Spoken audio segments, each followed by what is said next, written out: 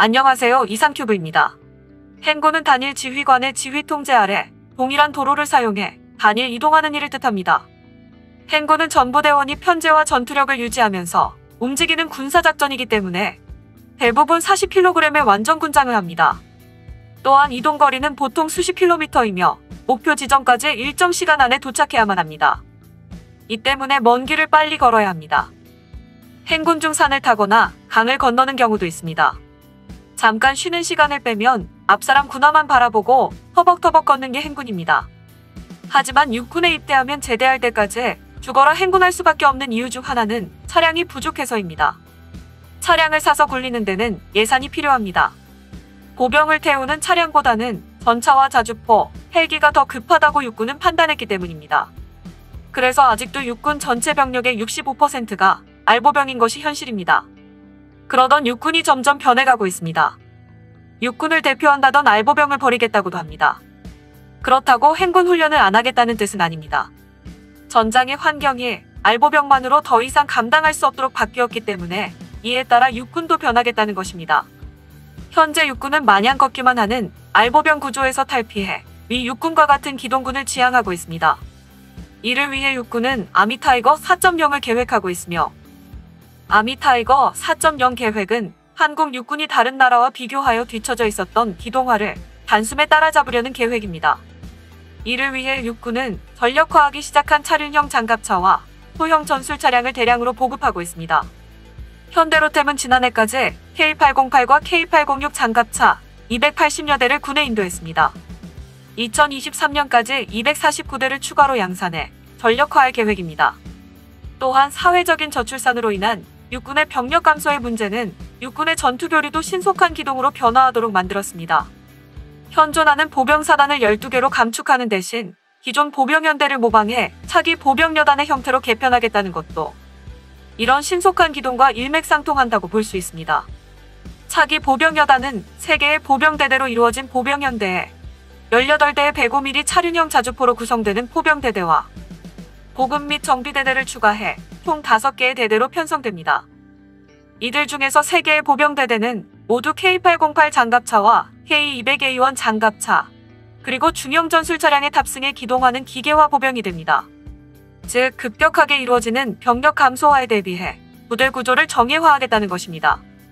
병력이 축소되면 자연스럽게 전후방 보병 부대의 책임 지역이 확장되는데 이런 이유로 기동성을 대폭 강화할 수 있는 신형 차륜형 장갑차의 필요성이 대두되었다고 볼 수 있습니다.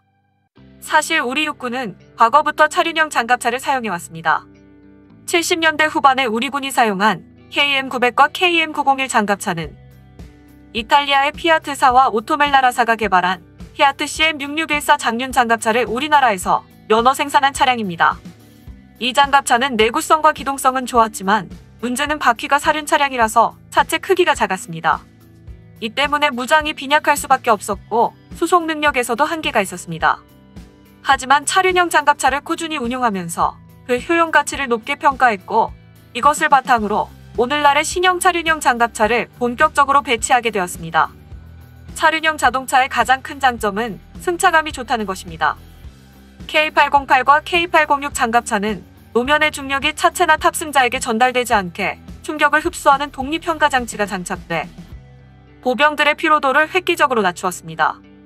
야지 및 비포장도로와 같은 험지를 달려야 하는 장갑차의 경우 탑승 병사들의 피로도 누적이 전투력 저하로 이어지기 때문에 장시간 탑승해도 피로하지 않은 장갑차를 개발하는 것이 이번 사업에서 중요한 항목이었습니다. 포장도로에서는 일반 승용차와 비슷한 승차감을 자랑한다고 하니 앞으로 우리 육군이 전장에서 더 잘 싸울 수 있기를 기대합니다. 두 번째 장점으로는 높은 기동성을 뽑을 수 있습니다.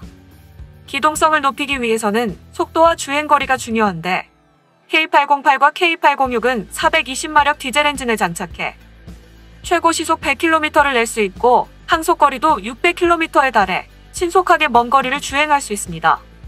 또한 바퀴가 각각 독립구동이 가능해 경사지 등판과 주파에 유리합니다. 그 다음으로는 장갑차의 무게가 가벼워야 합니다.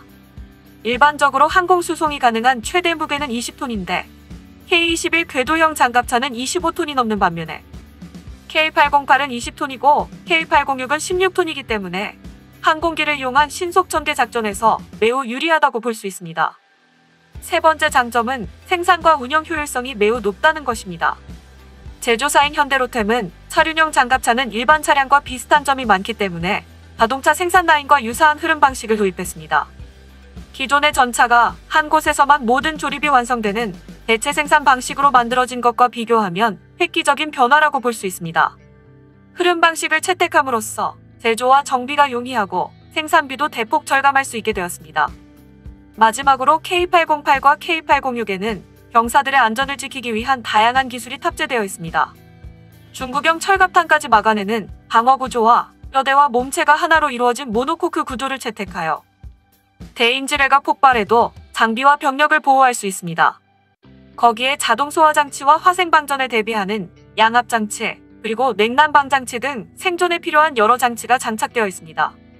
게다가 K808은 타이어에 구멍이 나도 시속 48km로 1시간 이상 주행이 가능한 전수령 넌플랫 타이어와 노면 상태에 따라 타이어의 공기압을 자동으로 조절하는 공기압 자동 조절 장치까지 달려있다고 합니다. 특히 주목할 점은 미군도 탐내는 기술인 워터젯 시스템입니다.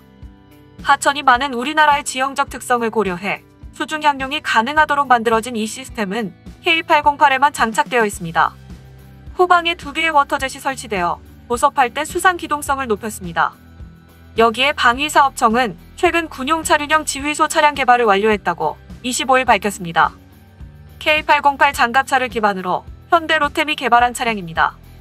이번에 개발된 차륜형 사령부 차량이 본격화되면 야전 사령관은 텐트가 아닌 움직이는 장갑차 안에서 전투를 지휘하고 통제할 수 있습니다. 조종수 2명을 포함해 총 10명이 탑승하는 지휘소 차량은 현대로템이 보병 전투용인 K808 장갑차를 토대로 2017년 개발을 시작했습니다. 겉모습은 미군의 차륜형 스트라이커 차량을 닮았습니다. 산악 지형과 하천이 많은 한반도 전장 환경을 고려해 한륜 바퀴를 달고 수륙 양용이 가능하도록 설계됐습니다. 일반 도로에선 최대 시속 100km, 험준한 지형에서도 최대 시속 50km를 달릴 수 있을 정도로 기동성에 중점을 뒀습니다. 또한 타이어 공기압 자동 조절 장치와 펑크가 나도 1시간 이상 견딜 수 있는 넌플랫 타이어를 달았습니다. 지휘소 방어 능력도 갖췄습니다.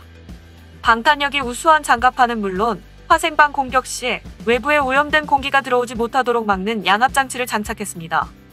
화기로는 K6 중기관총 한정이 있습니다.